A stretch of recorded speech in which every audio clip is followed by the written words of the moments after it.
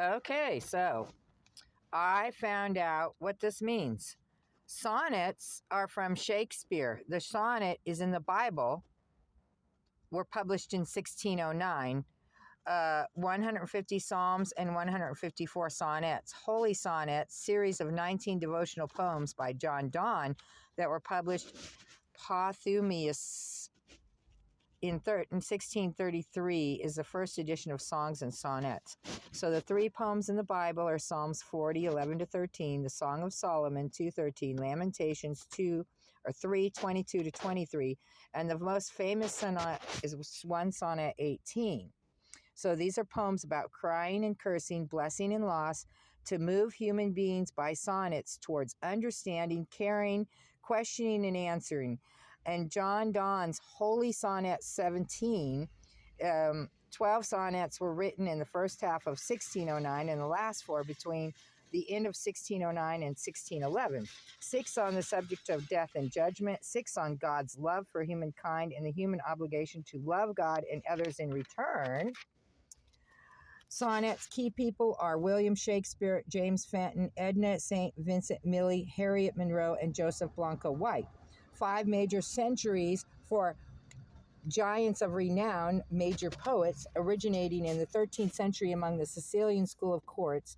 Poets, patriarch made canzoniere, a sequence of poems including 300 sonnets.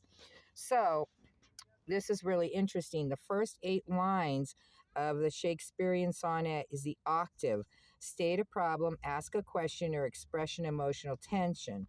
The last 6 lines, the sestet, that's an Egyptian word. Resolve the problem, answer the question, or relieve the tension.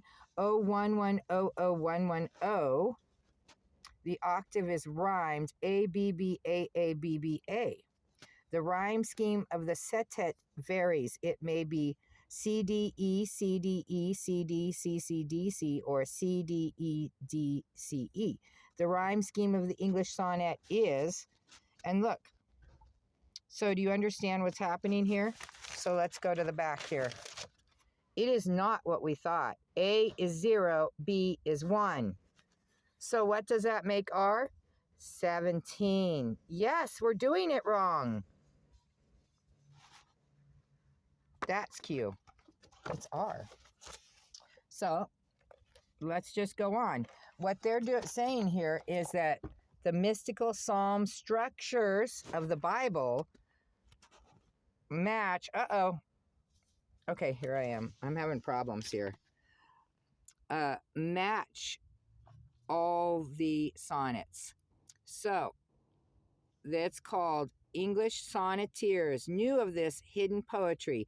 Elizabeth Barrett Browning. Now, if my friend Stacey Maddie is watching, I found the Browning. John Donne, Lady Mary Worth, Edmund Spenser, William Drummond, who all have hidden dialogues with the Psalms, hiddenly. Pablo Nerveda in Spanish and Rainer Maria Rilke in German also dialogue with the Psalms in this hidden manner.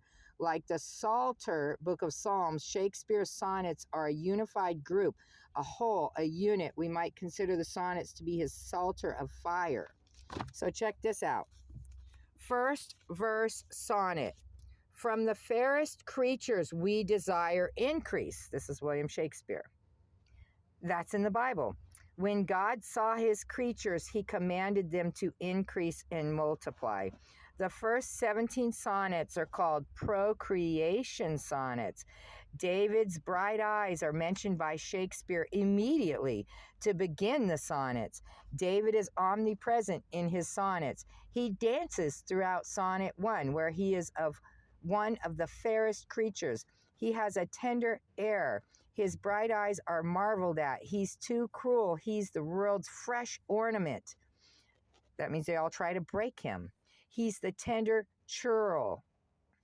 And there is crucial mention of the gaudy spring of 2 Samuel 11, which is a dramatic pivot of David's life and our human evolution.